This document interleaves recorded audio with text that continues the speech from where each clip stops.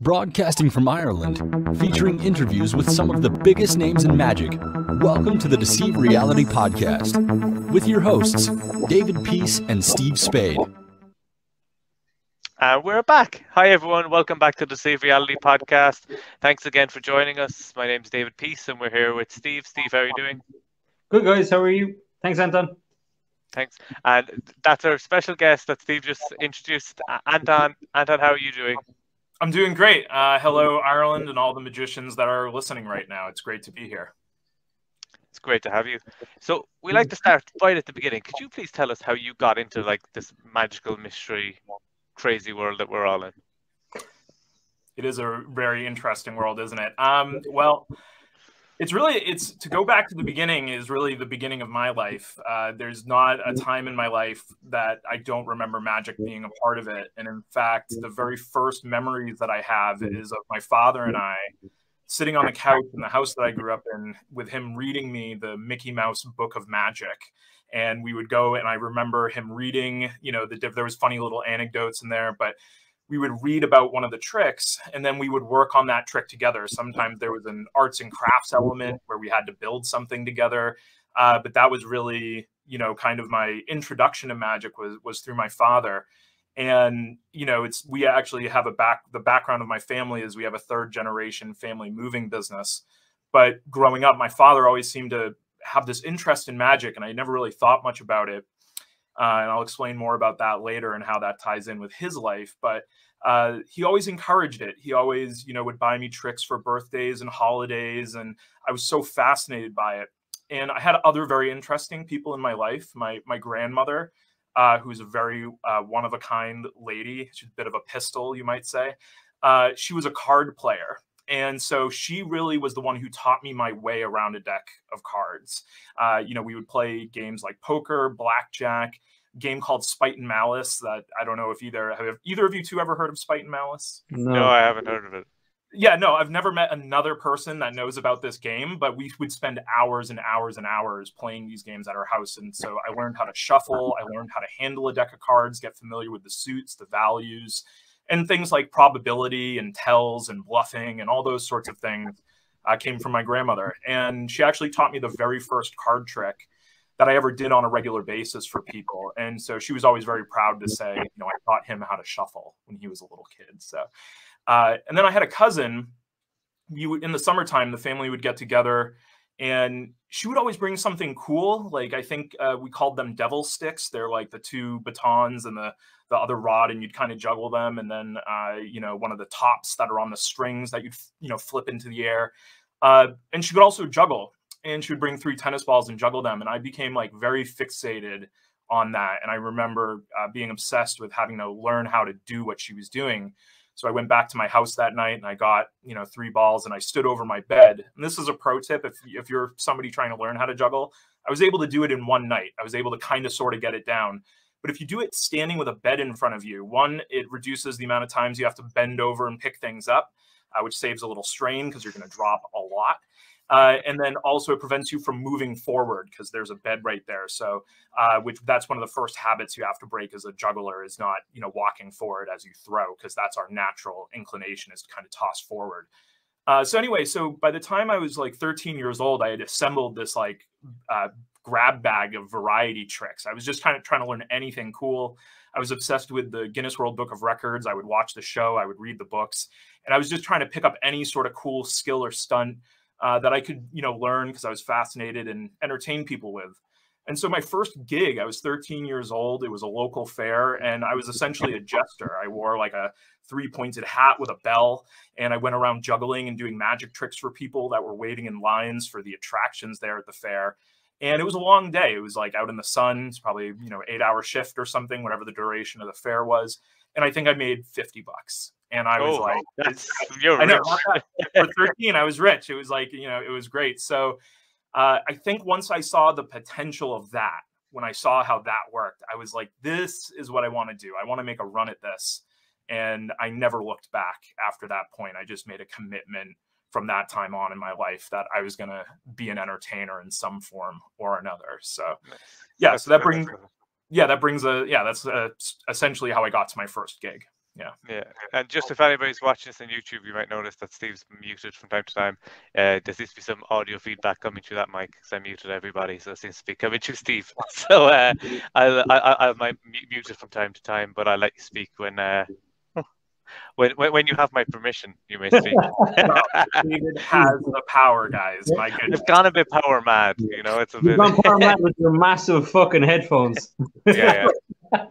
I feel like I'm directing something now. Yeah, I switch headsets now, so it's gone mad. Which it's really interesting, the juggling thing, because I've tried learning juggling myself a few times and I can't juggle. So it's just it's one of those things to really practice. Was it like anything particular about like the mentalism side that really got you to like go that side of the performing and things? And what was it about mentalism that really made you love it?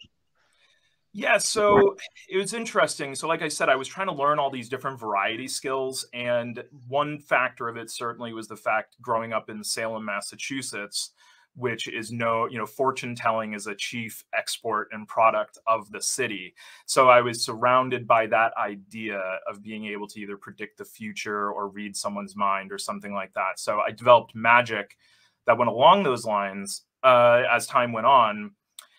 And I was also, I at one point while I was in college, I had learned how to swallow swords. I was a sword swallower for about 3 or 4 years there. And I did that because it was something that was impossible, like we want magic to be, but it was completely real at the same time.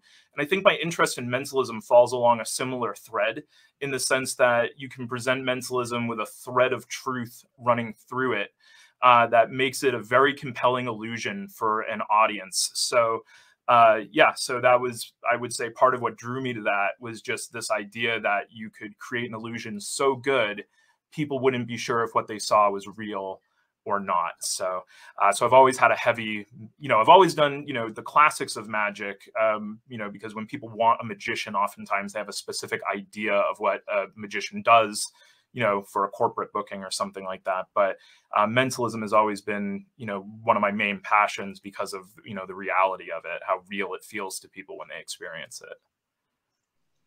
Absolutely. And me and Steve were talking recently, like we've both been to Salem and it's like, so it's an amazing place.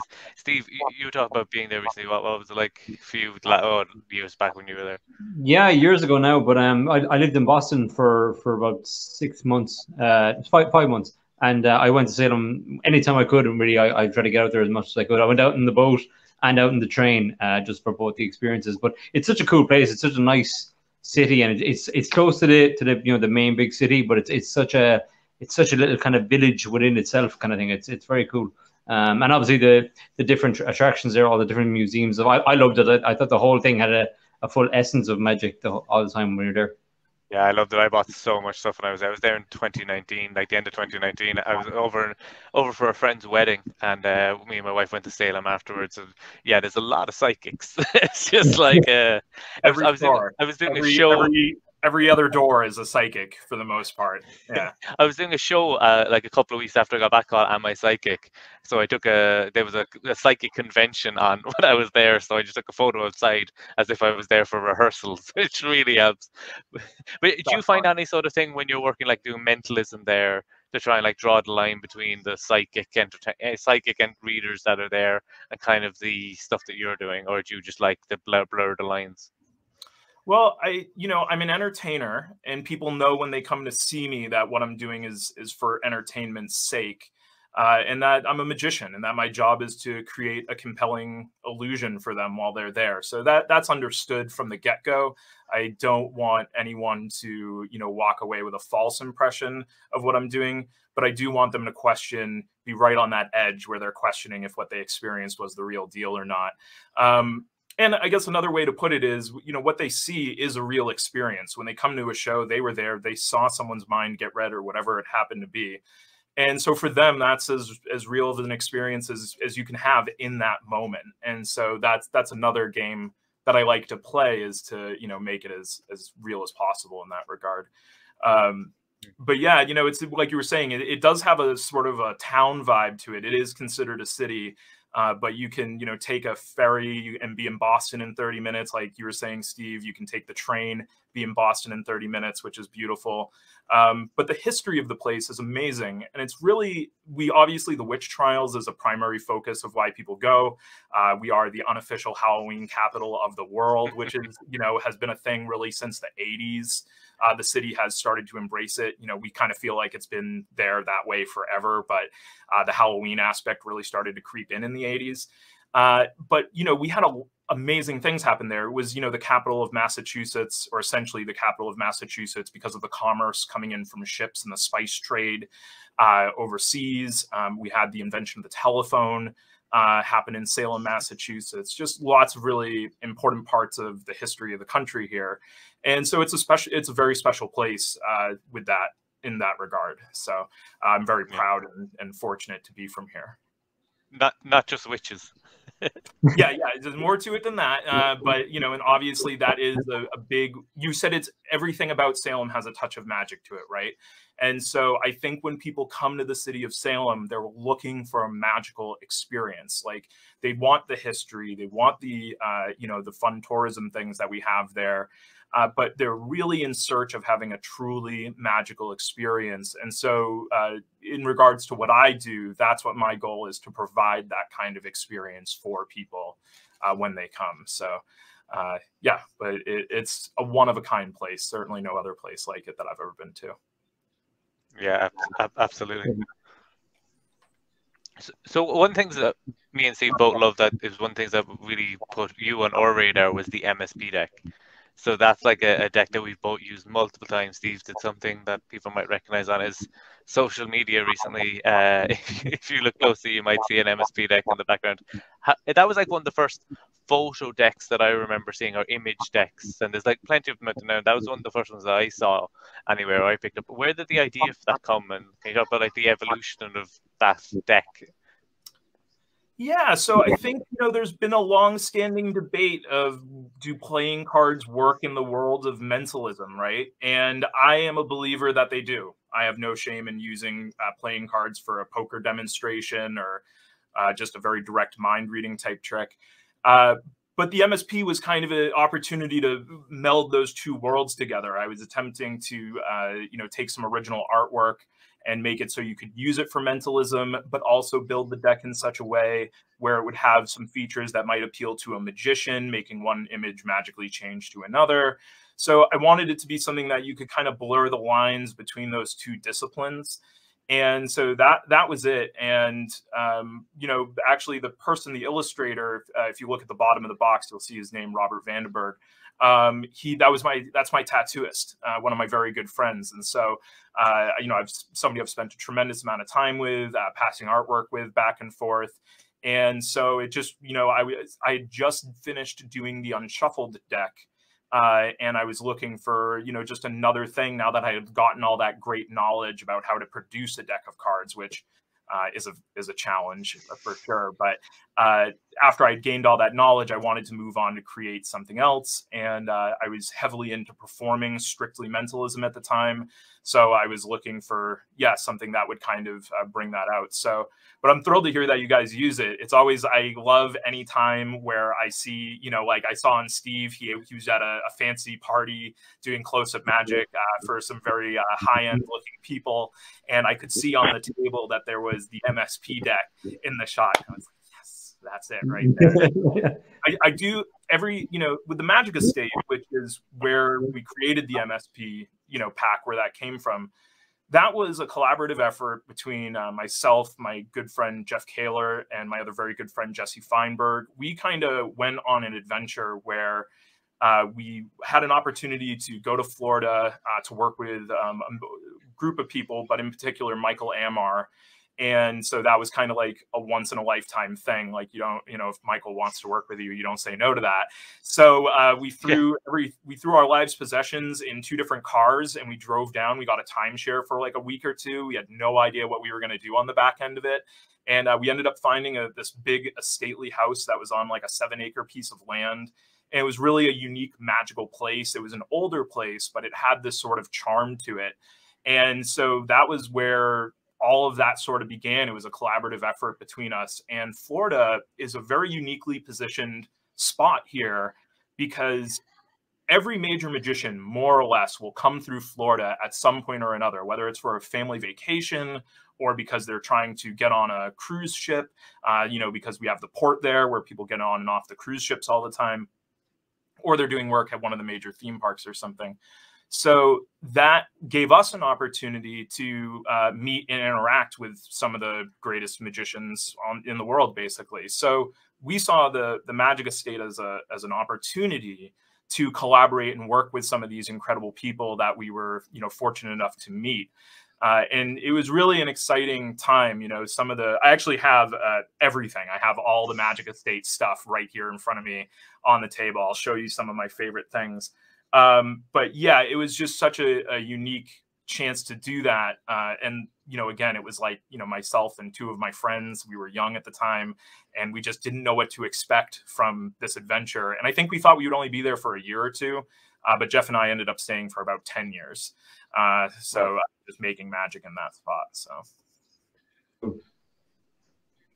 Yeah, that's really cool. And when we had, we were lucky at the very, very start of the podcast, we had Michael Lamar on, and it was the same thing. It was a pinch ourselves moment when we got him, and when we had him on, I had to get him to cast a shadow because I was like, there's no magic unless Michael Lamar casts a shadow. So it was cool to have him on. That is one of his signature moves, and I will tell you, meeting him for the first time, there's not a great way for me to explain it other than it was like being in a room with like Mr. Rogers, like somebody who you saw on TV like every day when you were a kid, and now there he was like right in front of you, and he is everything about him is so distinct, his voice and everything. It was a very like surreal experience, but where I was very fortunate to become friends with him and collaborate with him for many years in different ways. And, he's a legend. He's one of a kind. And yeah, I think, it's great that you got to have him on the show just because he is really just a one of a kind guy, Michael. Yeah, 100%. Yeah, it's like meeting. So he's like a god of magic, really. It's like the way I can think about it. Yeah, I think when he travels overseas, some of the posters actually say like "American God of Magic" or something like that. I've seen, like it might be a translation thing, but he is as good as it gets. And I owe Michael a huge debt in the sense that, like I said, I had studied all these different disciplines, and at some point, I remember Michael saying to me, he goes, "But you are a magician first and foremost. That's what you are." And he nurtured that side of me during all of that time. And so it became more and more of a focus for me for how I could be the best magician I could be at any, given experience. When I was interacting with people, I really started to focus on like what makes a great magic experience. And when you start to like shave away all the things that a magic experience isn't, like it's not comedy, it's not theater necessarily, but it's this very specific type of experience that we're able to deliver. And when you really dial in on that, I started noticing that my reactions were getting way better from everything I was doing, because it was really just focusing at what the core of being a magician is, which is that opportunity to astonish the audience. So again, Michael, if you're watching, thank you. Oh yeah, he watches every week. He's there. He's here every week as Deceive. He's like always commenting. I think he's our #1 fan. It has to be. I think he's our one viewer. That's it. Michael Lamar. That's it. Yeah. But yeah, when you were working on the stuff, I think it's like that interesting debate as you were saying with mentalism, with playing cards and should they be used, but also there's the whole thing of like, is mentalism magic and all that stuff. Well, I always find strange because for me, something happened. The whole thing froze for a few seconds. I don't know what happened there. That was weird. It started playing the video again. It's Michael Lamar. It's Michael Lamar. I know. It's ghosts. It's the ghosts. It's the witches of Salem don't want us talking, so they jumped in to interrupt us in the situation. Actually, this is an old Victorian house that I live in, and there is a spirit present in this house, so messing with the Wi-Fi. yeah, right. Maybe, who knows? Yeah, hitting the reset button or something. Yeah, but it's a friendly spirit. So, what I was going to ask was about: do you consider like mentalism like a subcategory of magic, or do you see it as like a different entity altogether? Because I'd be more of like the subcategory of magic, and you can use the stuff. How would you feel about that? Oh, it's magic for me. It's Yeah. all under the same discipline of attempting to astonish an audience. And so, yeah, I see it as being magic. And, I don't think magic always has to be a trick. I think that, things like sword swallowing and what have you can be presented in a magical way. I think natural phenomenon, such as things like optical illusions and what have you, can be presented in a magical way that makes them magic.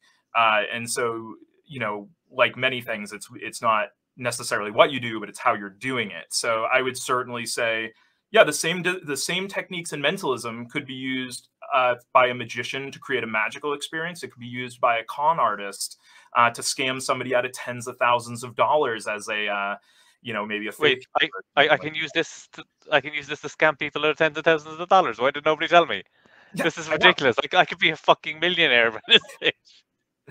Yeah, I mean, right, exactly. But to me, it's there are different tools you can use to accomplish that job of creating a magical experience. So, yeah, so I would say for me, it certainly is under the umbrella of magic for me. Yeah, definitely.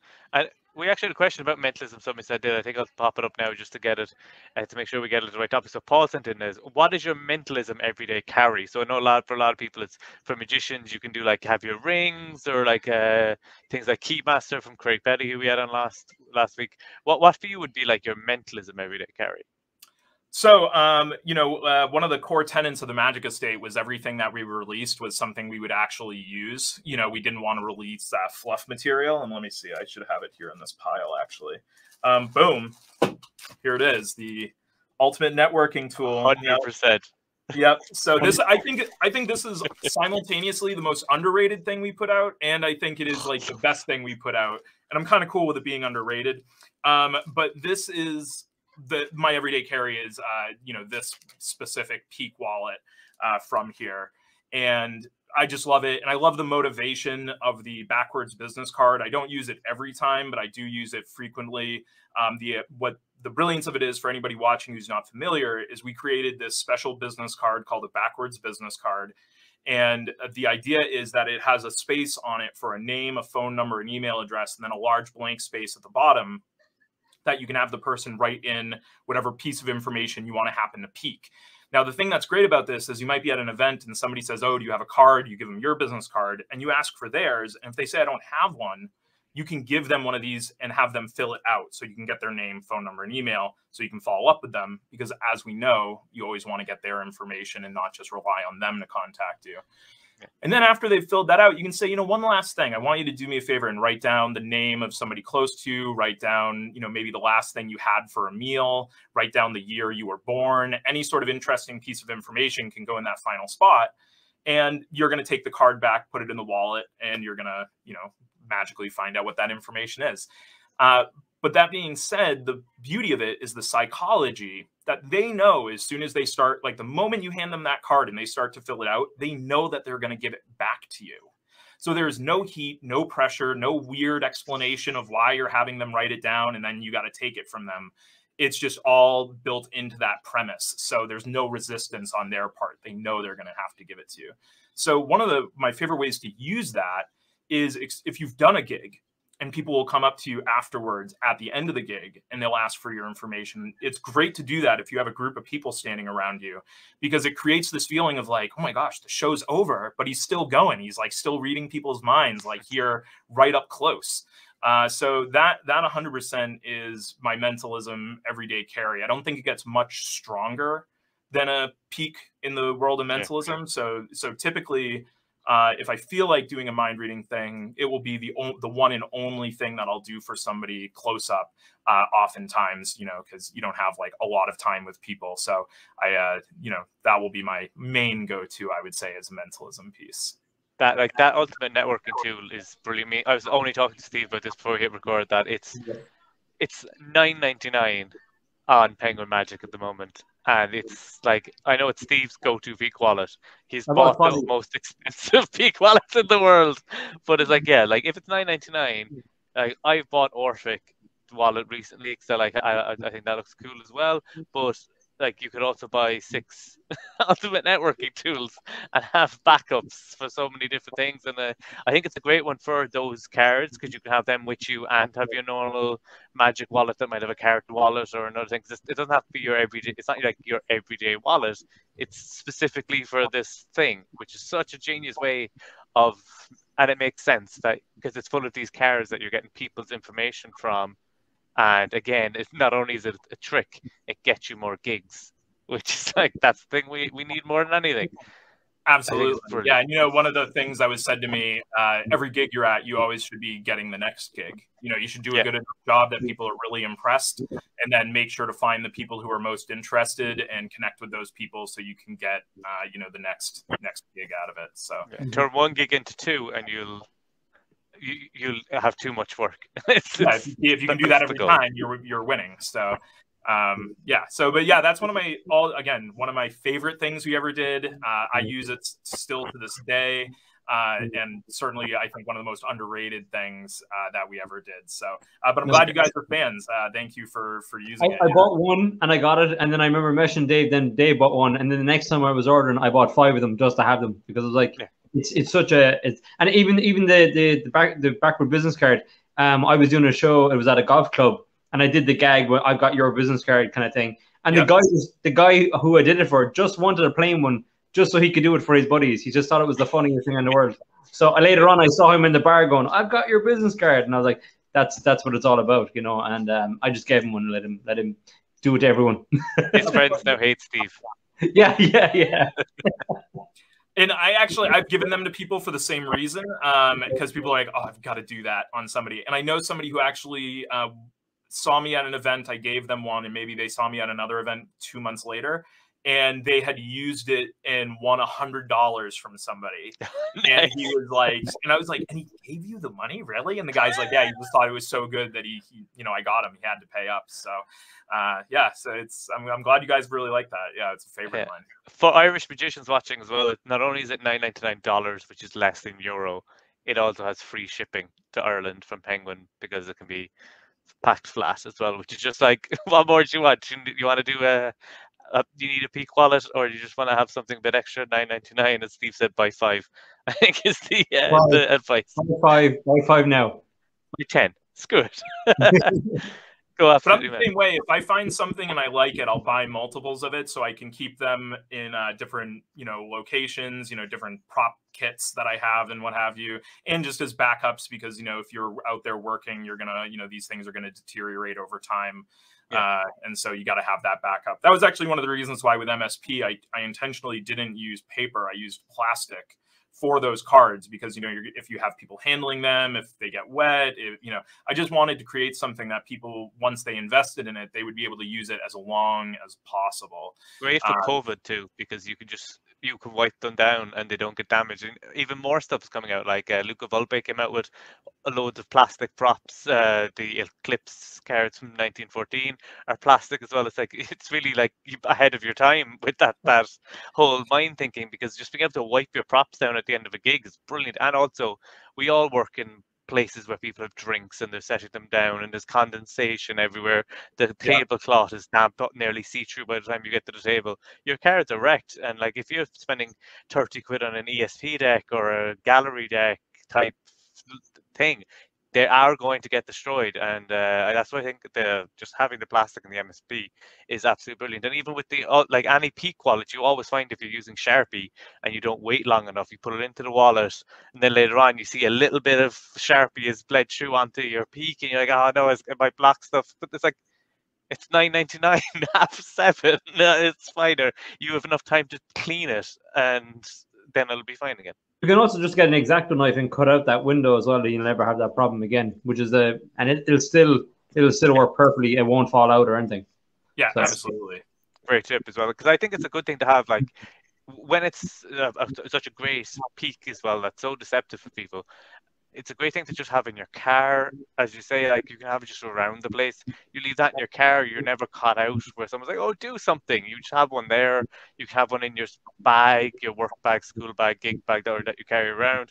Have one also on stage, because I always found I use one of my one of my versions of that on stage for if something messes up and I need an out, get something to write down, I can peek it for something like that. And I think it's a perfect, because it's so small and things, it takes up no space. I think it's just brilliant. I really like it. I might buy another one when this is over. Yeah, I mean, you can never have too many backups, right? Especially if it's my worst fear is that I put something into my repertoire and then, like, for some reason I have to stop performing it because something becomes unavailable or something. I become so attached to the tricks that I develop and that I'm performing for people that's always the worst thing, is when, like, you hit a roadblock and for some reason it's not doable anymore. For some reason. I hate that. I've had tricks as well that, like, rip or like the cards get the gimmick get destroyed and it's just out of stock everywhere and you're looking everywhere for it. And like, why didn't I buy two? I know I do this all the time. I knew it was going to get destroyed. It's in my suit constantly. Yeah, and I think that's part of the motivation with MSP again, was like, I'm imagining, experiences I've had buying Magic, and that I didn't want to, like, develop this deck that I would buy, and then if I, like, took it to a gig and a little water got on one of the cards, and now the whole thing was useless suddenly because of that. And so that's why I chose to go the plastic route, even though plastic has some limitations over traditional cardstock, but the longevity of it can't be beat. So I figured the way most people would end up using it, they would be happier having it last longer than being able to do the next fancy flourish or something like that. Yeah. With it. If you're using your MSP deck with a Dan and Dave DVD, you're probably not using it correctly, I think. Yeah, I would say so. Right. Also, just buy two of them just to have them, because of the routine. There's a routine that I've done where it's like a matching routine with the two decks, and it kills. So buy two. The Deceive Reality podcast, sponsored by the Magic Estate. Go play all the stuff. And so, so the Magic Estate, I guess, like, to put a cap on, like, that chapter in my life, right? I was making a decision to move away from Florida. Jeff was moving to California. And so we had done all this great work. We had worked with these guys like Terry Ward, Giovanni Oliveira, Cody Fisher. We did some awesome stuff with. So we had the opportunity to learn all that. And then those products are obviously all still available. But we made a decision that I had a direction that I wanted to go into, which was, again, the estate was all about this idea of working with these legends that we were fortunate enough to meet. And now I've started this new thing called the Official Circle. And I haven't gotten deep into it yet, but what the plan is for me, that's going to be the place where I'm going to reveal, like, my real work, the stuff that I'm doing, like, every day. So one of the things that happened to me was 3 years ago, I became the official magician for the city of Salem, Massachusetts, and which is obviously, it's a very unique title. They've never had an official magician before. And I was recognized at the State House in Massachusetts and at the Salem City Council. And so that for me is a huge badge of honor. Not necessarily, it's a huge badge of honor because I was born there and Salem's my home, but also in regards to being a magician, like, I felt a certain responsibility to that, in the idea that to be the official magician of a city and not live up to that became like a bit of a weight that I had to, like, really contemplate almost every time that I left the house, because I didn't want to be caught in a situation where I wasn't prepared to be what people might imagine the official magician of a city being. So, with that, Salem. Yeah, especially Salem, a city known for magic. So I really, continuing on that path that Amar had sent me on, of trying to be the best magician that I can, the past 3 years have put that into overdrive, where, like, I've looked at every situation that I could possibly be in and working out ways to make the most of all of those situations and leave people with a story where they can say, wow, I met the official magician of the city today and he did this thing and it blew my mind. Or whatever that story is. Every time you meet somebody as a magician, you're creating this opportunity for that person to have a story that they might remember for the rest of their lives. So the next phase of what I'm looking to do with the Official Circle will revolve around all those techniques and ideas that I've developed over the past 3 years, being the city's official magician. So, and the reason behind this is because I believe that the world needs more great magicians. I mean, when you look at what's going on, like, on the internet with, like, exposure videos and stuff like that, oh my gosh, it makes the hair stand up on the back of my neck. Steve Rant now. I'm not gonna rant. I'm gonna let Anton. I'm gonna let Anton rant. But it is the worst, and the reason why is magic, in my opinion, is the most delicate art form that exists. Okay, a painter can paint a painting, a songwriter can sing a song, but with magic, if someone goes, well, he just has a second one in his hand right there, the whole illusion, all that great magic and all that incredible feeling that the audience could experience could be ruined right there. That's how delicate of an art form it is. So I truly believe that like maintaining the secrecy of magic and keeping it out of the public eye is important, because not for any selfish reasons other than the fact that I think it robs an audience of the opportunity to have that feeling of being amazed. And so, yeah, so that's, you know, that at the core of it, I truly feel that the world needs more great magicians, people who take magic as a mystery art form and the opportunity to create astonishment, and not just like a cheap trick that gives you, you know, a couple views or something. I think as well on like TikTok, the biggest problem is that it's not like an Instagram where you have to search it out, because the timeline on TikTok is so random that like my wife likes magic, but she doesn't like knowing the secret. She never wants to know the secret. She gets annoyed when I mess up practicing a trick and expose the secret in front of her. So and then she's going through TikTok and it's like the secret's being forced on her.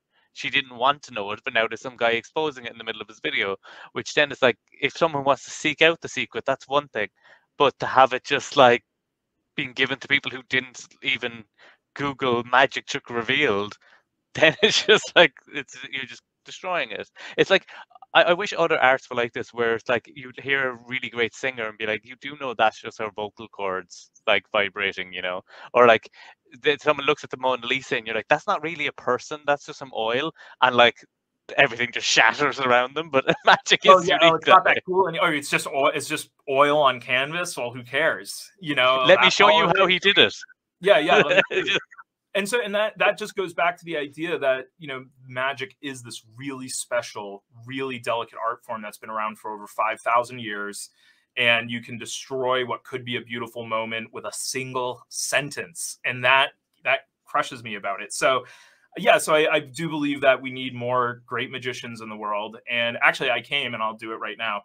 I came with 3 things. If I had to share 3 tips with people that will make you a better magician, like starting today, what would those 3 things be if I had to, you know, make an offering? So this 100%. Is for anybody who, let's say you already know some magic, you know some tricks, you're maybe doing a gig here or there, or maybe you're doing a lot of gigs and you don't think about these things, but we're going to assume you know what tricks you like to do and that sort of thing. So these are things that aren't dependent on that. So the first thing I would say is always be prepared. You heard me say this earlier, like every time I leave the house and I go out into Salem, I am prepared to do magic if the opportunity arises. I also think on the same idea of being prepared, the reason why I have to do that is because I don't know who I might bump into and who they might be with or something like that, where they go, oh, it's Anton. He's the official magician of Salem. And if I don't live up to it in that moment, I'm creating a bad story for the people that are there, because they will go and tell other people that they met me. And the first question somebody will ask is, well, did he do anything? Did he show you any magic? And they'll go, no, he didn't. You know, not cool. So that's one thing, is always be prepared. And the second thing that goes along with that, that first part, is if you tell somebody you're a magician, I feel you have to show them magic, right? Now, granted, it's not always the best time, right place. But what my general rule of thumb is, if I tell somebody that I'm a magician, I better be prepared to show them magic if they seem interested at all. And if I'm not sure, if I can't get a read on whether they're interested or not, you create the opportunity by offering to show them something before you guys part ways, like towards the end of the conversation. And that to me is really important. Again, it's about being prepared, and it's about giving the person a great story. And you should be excited to do it. You know, this is something we love to do. So I know a lot of people feel put upon if a stranger asks them to do a magic trick. They feel like, oh, I don't want to have to do my job here. And I understand, and I felt that way early on, but the more that I realized that the fact that we do this is a great gift, and it's a gift to others, it's like wrapping a present and then not giving it to them. It's not fair to hold that piece back. So again, if you are hesitant about being ready to do magic for people at any time, do it. my suggestion is a good place to start is just have a trick that you can carry in your wallet or your purse or wherever you like to carry your everyday carry stuff. Have that with you at all times, and that way you will always be ready to go. Make sure that it's something you're confident in doing, of course. But yeah, that's thing one, be prepared. Thing two is pay attention to the words that you use. One of my greatest pet peeves, and you see it in mentalism all the time. How many times have you seen a mentalist give an audience member an opportunity to make a choice? And we'll say they spread out a deck of cards and they say, go ahead, pick anyone you want. It doesn't matter. Doesn't matter. You can pick anyone. Doesn't matter. Doesn't matter which one you pick. You just pick one. Doesn't matter. You want to change your mind? Doesn't matter. Drives me nuts. And the reason why is because what message are you sending to the audience if you're using the words, it doesn't matter? If you're acting like their choice is inconsequential to what you're doing, you're devaluing that person's participation. You might as well just be like grabbing something at random out of the deck if you're acting that way. So again, consider the words and how the words can make what you're doing more impressive. So for, again, to use that same remark, we'll spread a deck out on the table. We'll ask a spectator to hold their hand up, point a finger towards the ceiling, take a deep breath in, deep breath out. And when they feel the inclination to, I want them to bring that finger down and rest it upon one of the cards on the table, but only when they are ready to do so. And so that puts a lot more weight on that moment. It makes everything feel more deliberate, makes that person feel more involved. And it does create a sense of mystery, as opposed to saying it doesn't matter. You're creating a sense of like, oh, do you think maybe he was guiding them to do something? Like you're creating like room for mystery by having procedural elements like that in what you do. So watch out for nonsense talk. And another place where our words matter is when you transition between tricks. It's very easy to go, all right, now let me show you something else. You know, is something we've all said and done and is a common thing. So what you want to do with your transitions is link what you just did to what you're about to do, and to do it in such a way where it increases the impossibility of what you're about to show them. So a good way to do that is maybe in a walk around situation, I might do something flashy with sleight of hand just to get people's attention and prove to them I'm good. And then I might segue into mentalism, right? So I might say it's one thing for me to manipulate objects inches away from your eyes, but it's impossible for me to manipulate something that's happening here inside your mind.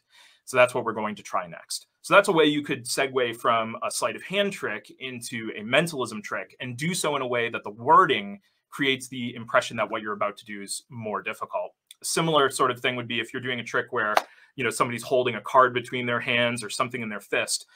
You might say, you know, if I stole something in and out of your pocket, you might think that I was quick or clever like a pickpocket, but the human hand is actually the hardest place to steal something from.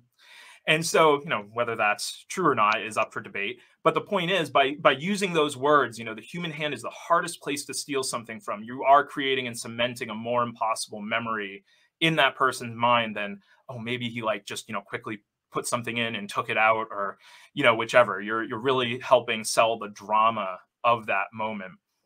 And then the last thing I would say is, you know, there's a lot of magic that falls into the category of being cute. And that works great for some people, does not work for me. I'm just, again, like I said, with the ultimate networking tool, you only have so much time with people. So I really want to just go right to the good stuff, the stuff that's going to cause them to go, whoa, and shave away all the cute stuff.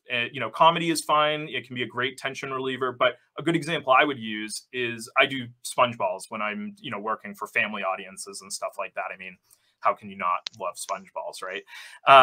But, you know, all the stuff for me, at least, where you're like pulling it out behind their ear or sawing it in half or stuff, that's all stuff that when I do it, I find it's kind of like, oh, yeah, that's cute. Like, it's kind of the reaction. I'm not getting the whoa reaction. So I just go right to all the stuff that's going to happen in people's hands.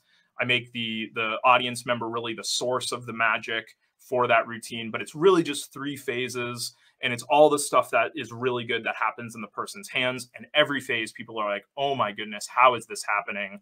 And so the idea is, if you have things that are C-level or average moments in what you do, average tricks or average jokes or average moments, it gives the audience an opportunity to kind of go, I don't know if this is he good? I can't tell. It's kind of, this is okay. Whereas if you have an eye, if you have the ability to self-edit and look at what you're doing and say, that joke's not landing right. Can I improve it? And if you can't, if you've decided that like that's as good as it's going to be, don't use it as a crutch. Don't be afraid to get rid of it, and just trim what you're doing down to only the best parts, especially nowadays, because people's attention spans get shorter and shorter and shorter. So it's really just about getting to the best that you can do for people every single time you're in front of them. So that just killed Steve's entire act. Oh, brutal. Brutal. I couldn't help myself. Like, well... You still have massive headphones on. Yeah. I trimmed them back as much as I could.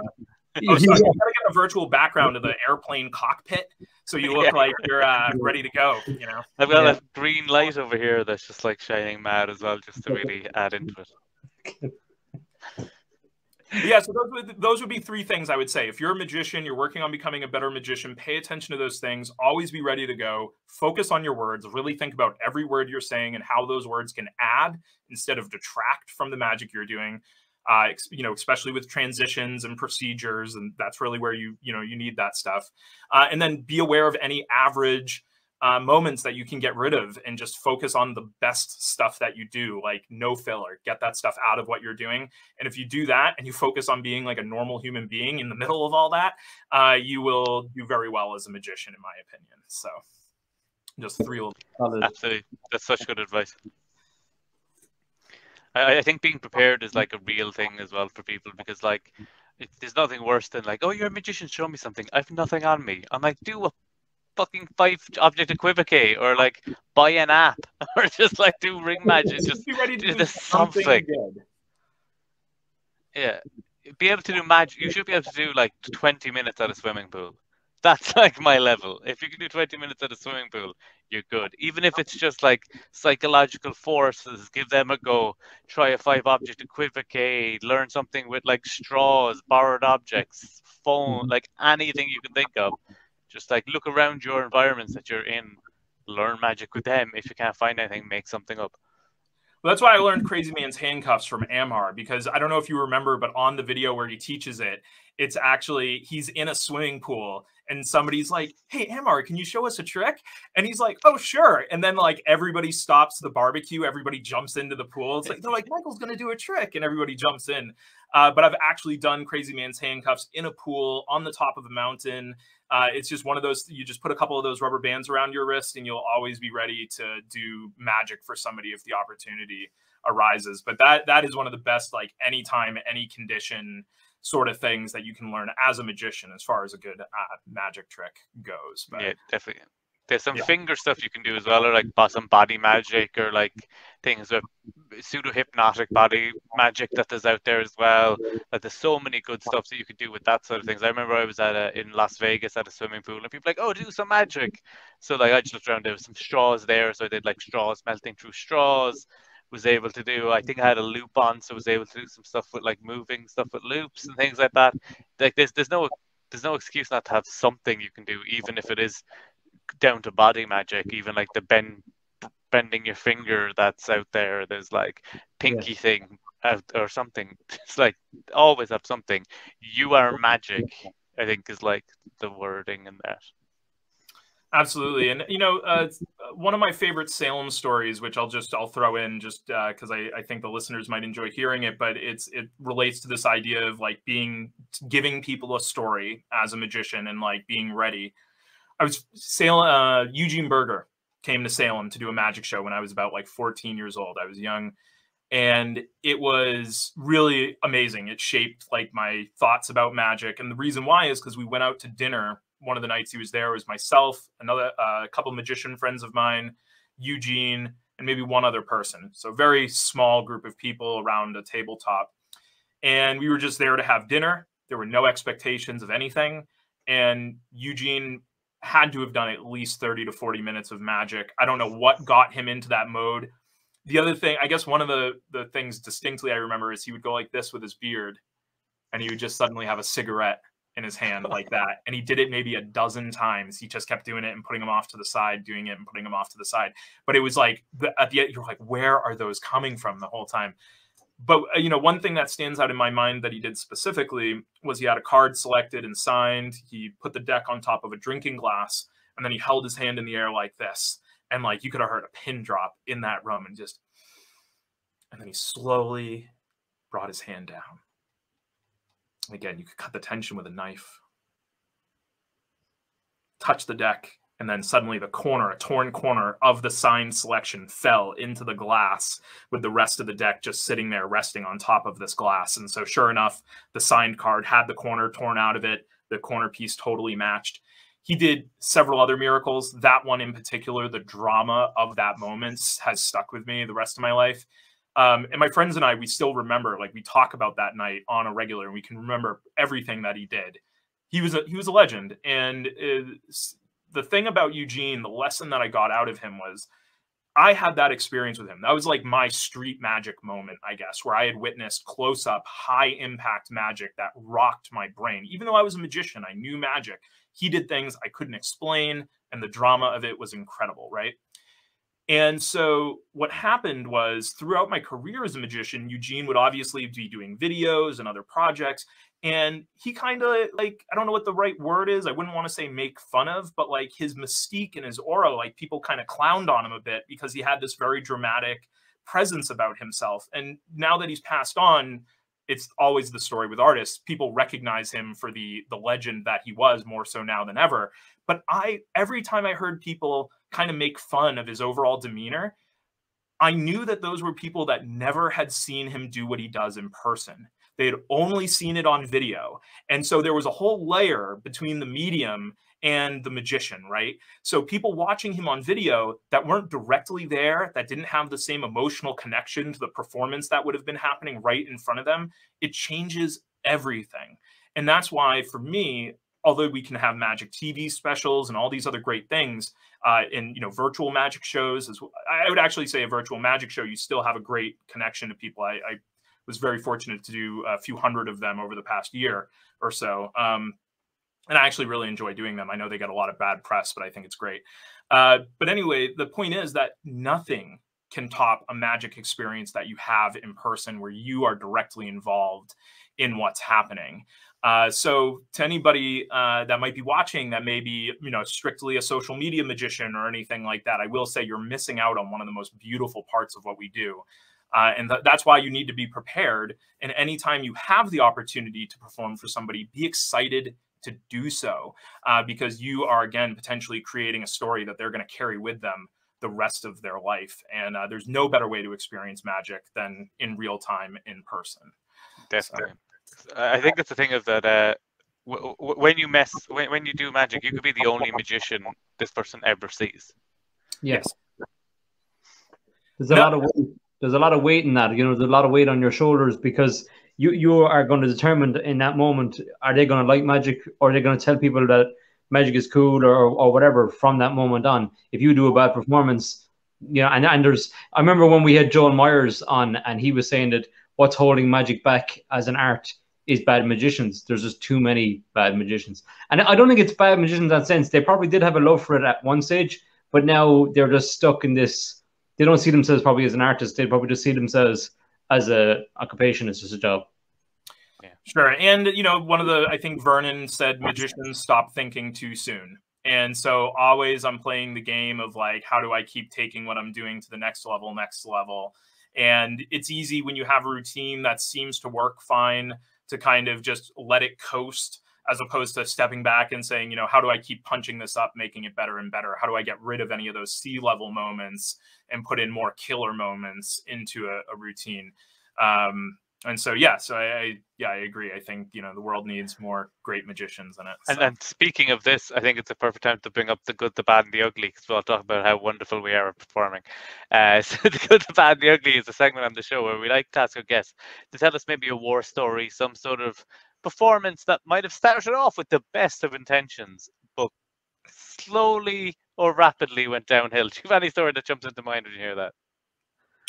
Yeah, sure. So let me think back in the old memory. That one time. Yeah.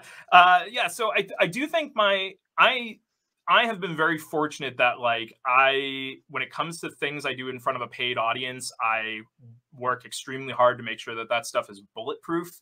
And if it's not bulletproof at any given moment, I have an out. That's another thing I would say. If I'm ever doing something and the wrong card comes up or something like that, I have a way to turn that into a victory as opposed to a loss. Like, so know your material inside and out so you can know how to navigate to a victory. But before I was really set in that mindset and I was out there doing things, I was still trying my best to avoid mistakes. But I remember being on stage, a corporate event in front of a lot of people. I just borrowed a bill from somebody, made the bill disappear, and I was going to do the magician's insurance policy. And the magician's insurance policy was like, the setup was maybe they would get their money back at the, you know, if I wasn't able to do this trick, and the policy was going to help them cash in type thing. Well, the way I did this was I had a method where not only did I know that I was, you know, obviously with the policy, the ending of the trick, the version I had was you opened it up and you showed like a 5 of hearts, opened it again, you showed a 10 of spades, and you'd say, oh, it's even bigger than the 10 of spades? And you'd open it up and it would be like the king of hearts or something like that on the final card. So not only did I have a way of knowing if they were, you know, I could make them choose the king of hearts, but also I knew that that was the exact card that they had in their hand. Because one of my things is if I'm on stage, I'm going to have somebody make a choice. I always want to know that proof positive 100% that they've got the thing that I want them to have without me having to look or anything like that. So as opposed to just trusting that everything has worked out okay. So I'm on stage. The person chooses the card. I'm looking at it. I know for a fact that they've got the one that I want them to have. I very confidently go into the insurance policy thing, and I pop the insurance policy open to the last page, and I hear 0 reaction. And this thing's like in front of my face at this point. And I pull the thing down and I look at it, and it was like the queen of spades or something. Like, it was a completely wrong card. And the reason why was because I had bought, like the same way you bought 5 of the ultimate networking tool, I had bought like 5 of these insurance policies. I didn't realize they all had different outcomes on the final card. So I knew I just must have grabbed or put a new one in the case or something like that. So I thought that I was so confident that everything was going according to plan. And I opened this thing and it was totally wrong. And I'm looking at it and there's just like the look on the audience faces was like, that is not how this was supposed to go. And thankfully, the whole thing was about this person getting their money back, which was going to appear inside of a piece of fruit. And so I was like, well, I guess the policy doesn't work, so you're going to get to cash in. Let's see if we can get your money back. And I just segued right into that. So, but that was probably my worst fumble in front of an audience that I can think of off the top of my head. I'm trying to see if there was anything else, but thankfully it was a good lesson learned. Always double check everything, even if you're 100% positive. This was over 15 years ago. This happened, but yeah, before you go to do any gig, always double check everything, walk through everything once, repack your bag, know that everything's exactly the way you need it to be. Because I would have saved myself all that headache had I just opened up the policy and, seen that it was not the same thing. I would have avoided that. It's awful when you're that confident as well, because you're like, boom. It's just like, oh God, no. It was brutal. And yeah, so, and also I guess one thing I'll throw in there is AMR has a version of the insurance policy where you actually print the person's face on the final thing. So when you open it up, it's the King of Hearts, but it's got David's face on the King of Hearts, and he's the person you're doing it for. And I would say if anybody's interested in the insurance policy trick, that's the way I do it now. It is an absolute knockout of a trick to do that way. You just got to make sure you get a good picture of the right person. Because I have heard stories of somebody taking a picture and the person was like way skinnier and it like didn't like look like them, and it was like a whole thing. But yeah, so yeah, that would be my story there, I guess. So I've been very fortunate not to have anything totally disastrous happen. So that's good. Yeah, there's nothing worse those moments. I just love all the people who shared these moments over. Like, it's so thankful for people that actually tell these stories, because there's a lot of performers out there who we all get the imposter syndrome of like, oh, this stuff doesn't happen to the top professionals. I'm useless.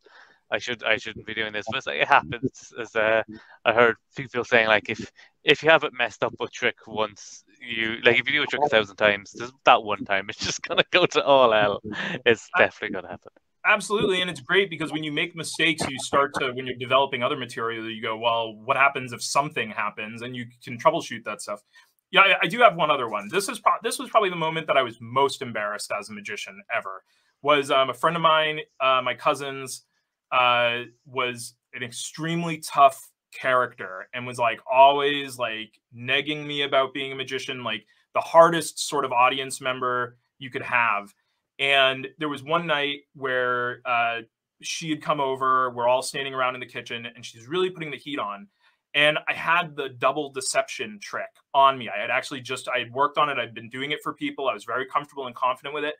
And so I was like, okay, I'm going to do this for her. It's going to freak her out. Like, I'm really in the zone right now. I feel great about this. So I do the thing where I let her examine each of the coins individually, because you can do that. And she's doing stuff like this. She's like putting it behind her back, like trying to make me guess which hand, just as brutal as it could be. So I go to do the thing where they pull the shirt out, and you're going to pull the coin, you know, you put the 2 coins on top and you pull it through the shirt.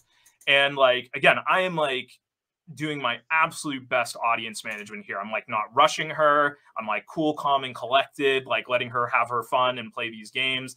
And I just know in the bat that I am going to absolutely make her eyes pop out when this coin comes through her shirt. And so sure enough, I reach under and I go to pull the coin through. And so boom, the coin comes through, but the 2 coins on top didn't do what they were made to do. And they just rolled over like this, exposing the terrible underside, the thing that you would never want anyone to see. And I just remembered she was like, "What is that?" That was like the words that came out of her. I was like, "What was that?" And I was like, "Oh, yeah, sorry." So I just kind of like, I didn't have anything else on me because I was just like hanging out casual. That was all I had with me. And oh yeah, that was like a moment where if I could have hit a button and disappeared, I absolutely would have right then and there. So I don't know if I think that's probably like the one person I've never redeemed myself to. So that would make it, it bothered me for days though afterwards, because I was so close to having a victory. But that's one of the reasons why in what I do now, I tend to not use a lot of gimmicked anything, because I do find that using more manual methods for things is going to reduce the opportunity for, you know, device failure and stuff like that. So I do try to, you know, keep it pretty organic when it comes to the props and stuff that I use. But oh yeah, I will never forget that coin rolling over and just it's so bad. You don't want people to see that. Yeah, no, not at all. I feel like we've only scratched the surface, but we've just got over the hour, so we'll definitely have you back on whenever you're free to go dive even more deeper into this. Let's do it. Yeah, you know, Steve, one of the things I wanted to talk to you about is Harry Houdini visited Salem, Massachusetts. And I would love to chat with you about the history of Houdini's visit and some of the escapology stuff that, I had an interest in it for quite some time. I still do an escape, routine or two. But yeah, Houdini's trip to Salem is a huge, thing. A lot of the tour guides and stuff talk about that. He did his famous prison escape, did sold out shows. So it would be great to come back and chat with you about that and, some other fun topics there. So yeah, definitely, man. That sounds amazing. When I was in Salem, actually, I was told there was a prison or a jail cell that he had escaped from, but I didn't get a chance to see it at that time when I was there. But yeah, sounds awesome. Yeah, I'm pretty sure it's a law firm now, and which is kind of ironic. But yeah, I would love to tell you all about it. And a friend of mine who's a tour guide, he actually got the alleyway, or it's like a little side street type thing. It's, it's maybe like, 30 feet or so, but he actually got it. It didn't have a name. And in the past, like 6 months, he was able to get it renamed Houdini Way, which is a really amazing and special thing. So yeah, I'll come back. We'll talk all about it. It'll be great. Yeah. Sounds great. Quick date. And I hope everybody who's watching comes back as well, because that'd be wonderful. What a plug. So I just want to say, for anybody who's watching it, if you can hit subscribe here, follow us all on social media. So at David Peace, at Steve, at David Peace Magic, at Steve's Fate Magic, at Deceive Regality Ireland, and Anton, do you want to just give your social media as a plug? Yeah, sure thing. I'd love to. So you can find me on Instagram at Official Magician of Salem. Official Magician of Salem. That's me. I didn't know ahead of time when it asked me to put my name in the StreamYard thing that it would display. But so just look up Official Magician of Salem. And that's where you can see all my work as the city's magician. And that's where I connect with a lot of people and magicians online. So I'd love to chat with you. So feel free to follow and shoot me a message. Absolutely, definitely recommend that. So thanks on the Magic Estate right now. MSP Deck, Worker Wallet, just go buy them. Yeah, definitely go get them. Highly recommend. Thanks so much, Anton, for coming on, and we'll be back again next week with another podcast. So make sure you follow everything. If you're listening to the audio thing, make sure you follow us there as well. Spotify, iTunes, any and all audio places on, thanks to the wonderful Anchor website, which is just the easiest thing in the world. So thanks so much for that. And thank you, Anton, and we'll talk to everybody again soon. See ya. Thanks, guys.